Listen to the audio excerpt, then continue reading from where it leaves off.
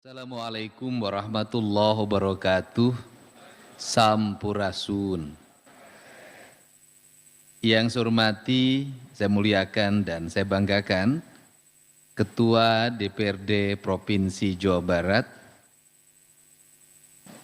Bapak Buki Makin Berwibawa. Karena tadi Ketua Pansus menyampaikan bahwa hari ini harus lebih baik dari hari kemarin, hari esok harus lebih baik dari hari ini. Dan Pak Buki itu namanya wibawa, jadi kalau tidak makin berwibawa berarti Pak Buki tidak mengalami lebih baik dari hari kemarin. Yang saya hormati Wakil Ketua DPRD Provinsi Jawa Barat, Bapak Iwan Setiawan, Wakil Ketua DPRD Provinsi Jawa Barat, Bapak Kiai Haji Acep Jamaluddin. Sudah jelas itu, mereknya PKB. Para anggota DPRD Provinsi Jawa Barat yang saya hormati dan saya banggakan, kemudian yang mewakili Kodam 3 Siliwangi, Kapolda Jabar, kemudian Kabin Provinsi Jawa Barat, yang mewakili Kepala Kejaksaan Tinggi Provinsi Jawa Barat, Kepala Pengadilan Tinggi, Ketua Pengadilan Tinggi Provinsi Jawa Barat, dan seluruh perangkat daerah Provinsi Jawa Barat yang saya hormati dan saya banggakan. Yang pertama saya mengucapkan terima kasih atas berbagai koreksi yang dilakukan terhadap perjalanan pengelolaan pemerintahan Provinsi Jawa Barat tahun 2025. Pengelolaan pemerintahan itu meliputi dua. Pengelolaan yang bersifat administratif dan teknokratik, pengelolaan yang bersifat politik dan kultural.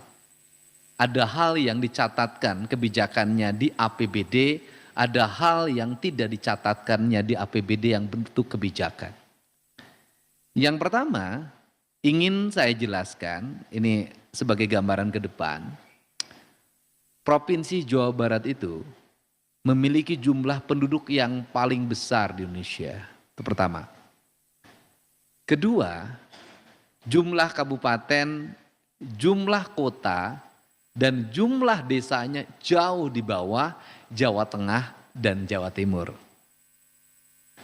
Ini akan berimplikasi pada kemampuan fiskal Provinsi Jawa Barat yang tidak terdistribusi secara merata. Sehingga ada daerah yang sangat besar penduduknya tapi kecil fiskalnya. Sebagai perbandingan misalnya satu desa yang penduduknya hanya 1.500, fiskalnya sama dengan satu desa yang penduduknya 150.000. Ini implikasi cukup luas terhadap keadilan, perputaran ekonomi, pertumbuhan. Nah, andai kata ke depan ini sebagai bentuk komitmen kita bersama, semestinya kita bersama-sama segera mengusulkan untuk penambahan jumlah desa, jumlah kabupaten, kota, agar ada keadilan fiskal untuk Provinsi Jawa Barat dibanding Jawa Tengah dan Jawa Timur, apalagi DKI. Yang kedua, ini juga bahan kajian kita, saya mendengarkan tadi angka investasi dengan pengangguran. Investasi di Jakarta itu tidak terlalu jauh dengan investasi di Jabar. Selisihnya hanya sekitar 50 miliaran perbedaannya. Tetapi jumlah penduduk yang menjadi objek investasinya sangat berbeda. DKI di bawah 10 juta, kita hampir 54 juta kalau data real. Itu pertama. Kenapa terjadi pengangguran masih terbuka? Yang kedua, investasinya masih numpuk di daerah. Favorit investasi, Bekasi, Karawang, Subang, sekarang terdistribusi Indramayu, mungkin Purwakarta. Ini di sana. Sehingga penumpukan aspek keuangan investasi di sini belum memiliki implikasi yang luas pada wilayah-wilayah yang bukan areal industri. Nah, solusinya adalah perkuat pendidikan anak-anak yang di luar areal investasi industri. Saya mulai tahun ini mulai banyak memberikan beasiswa, menggerek anak-anak wilayah Provinsi Jawa Barat untuk sekolah di Bekasi, di sekolah-sekolah unggulan swasta, bukan hanya pemerintah, untuk melahirkan kelas menengah baru. Minimal satu kecamatan ada 2 anak yang dididik untuk calon manajer sekolah di sekolah industri. Apa targetnya? Targetnya nanti terasanya mungkin 5 tahun ke depan atau 10 tahun ke depan.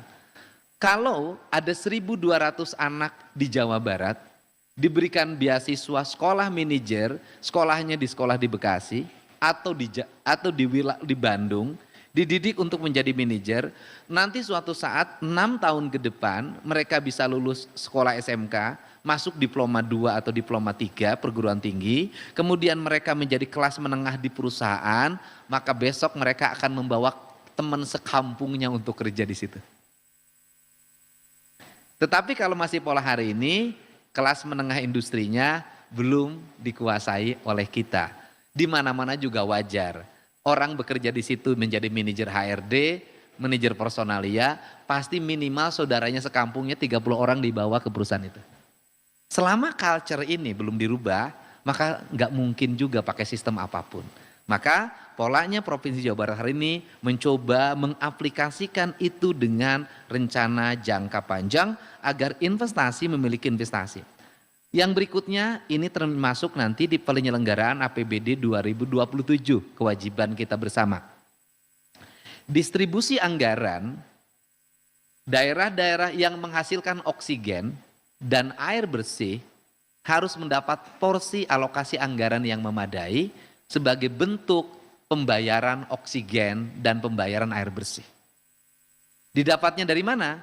Dari pendapatan dari sektor industri begini di sini untuk apa? Mendorong daerah-daerah yang bukan basis investasi tapi dia jaga sungai, jaga hutan, jaga sawah untuk tumbuh ekonomi berbasis ekosistemnya dengan basis pariwisata. Maka ini akan naik, akan bergeraknya.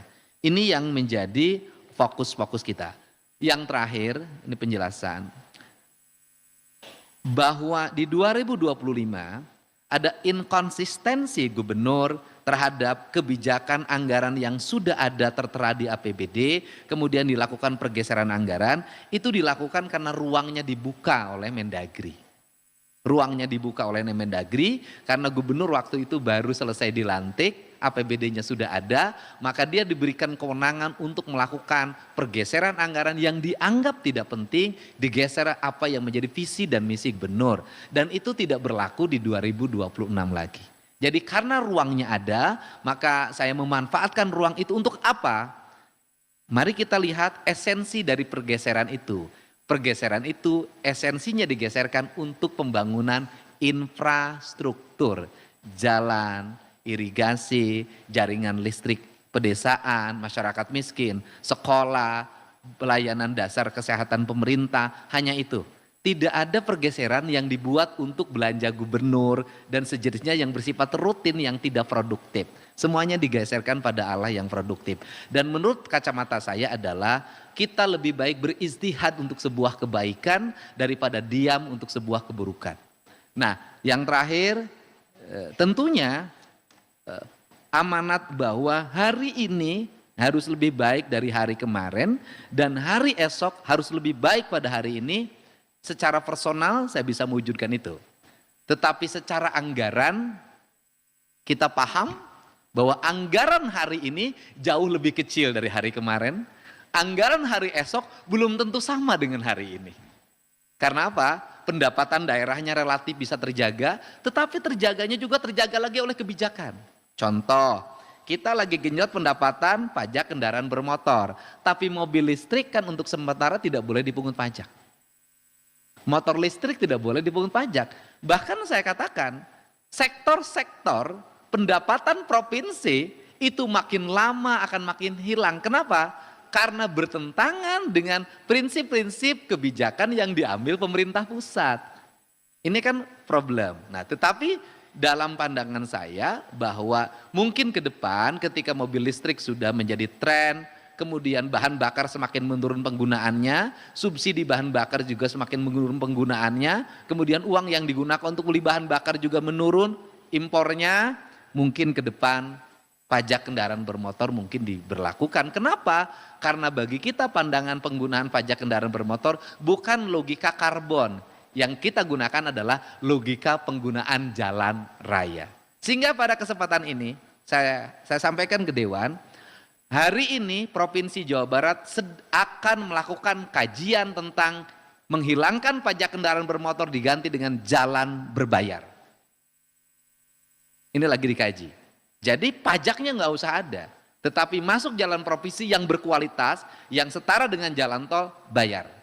Menurut saya itu jauh lebih berkeadilan dibanding pajak kendaraan bermotor. Mobil yang dipakai dan yang tidak dipakai bayar pajaknya sama.